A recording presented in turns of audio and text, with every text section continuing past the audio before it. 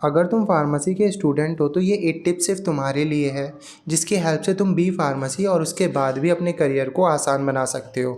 तो शुरू करते हैं टिप नंबर 1 के साथ, लिंक्डइन प्रोफाइल।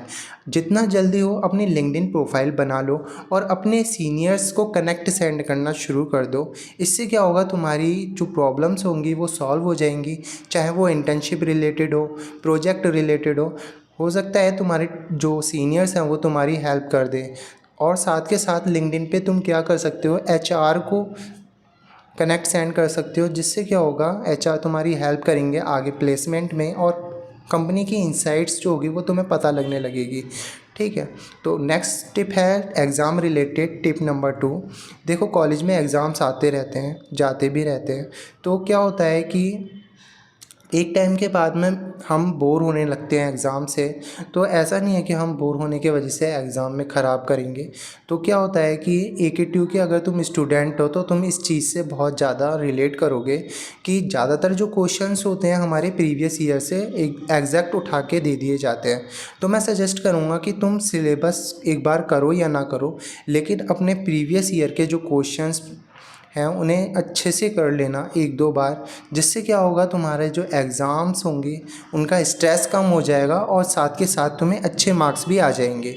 नेक्स्ट टिप है tip number 3, training and internship. Training और इंटर्नशिप दोनों ही थ्योरेटिकल नॉलेज को प्रैक्टिकली समझने के लिए हेल्पफुल होते हैं।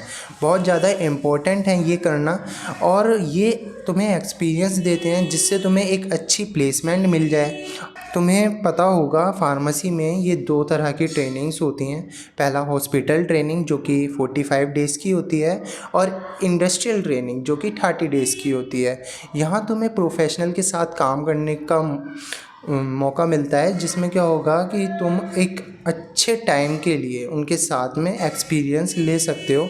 और एक एडवाइस और है, कोशिश करना कि तुम गवर्नमेंट हॉस्पिटल में जाकर ट्रेनिंग करो, जिससे क्या होगा कि तुम्हें पेशेंट के साथ में कांटेक्ट करने का टाइम मिलेगा। तुम उनके साथ में बातचीत कर सकते हो, कनेक्शन बना सकते हो, और साथ के साथ कुछ और ज़्यादा सीख के आओगे। चाहे वो पेशेंट टू डॉक्टर हो या पेशेंट टू फार्मेसी तुम्हारा रिलेशन हो, ये चीज़ें तुम्हें सीखने को वहाँ पर बहुत आसानी से मिल जाएंगी। ठीक है। तो ऐसा नहीं है प्राइवेट में अगर तुम कर रहे हो तो गलत है, प्राइवेट भी अच्छा है। मैंने भी प्राइवेट से की थी, तो इसका मतलब ये नहीं है कि तुम वहाँ से सीख नहीं सकते हो। मैंने काफ़ी सारी चीज़ें सीखी, लेकिन वही बात है, पेशेंट से कनेक्शन बनाना और उनसे बातचीत करने का तरीका तुम्हें थोड़ा सा कम एक्सपीरियंस मिलेगा प्राइवेट के अंदर।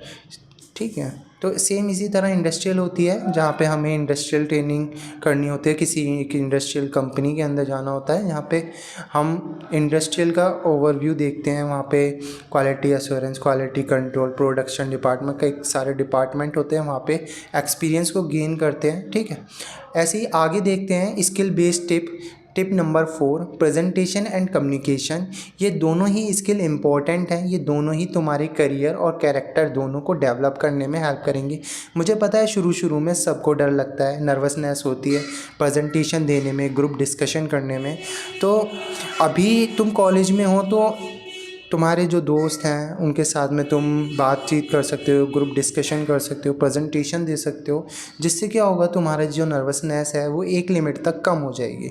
ठीक है। नेक्स्ट टिप है टिप नंबर 5, इम्पोर्टेंट सब्जेक्ट। वैसे तो सभी सब्जेक्ट फार्मेसी में इम्पोर्टेंट होते हैं, पर कुछ ऐसे भी सब्जेक्ट हैं जो तुम्हें अच्छे से करने चाहिए, जैसे human anatomy, pharmacology, analysis, pharmacognosy and pharmaceutics.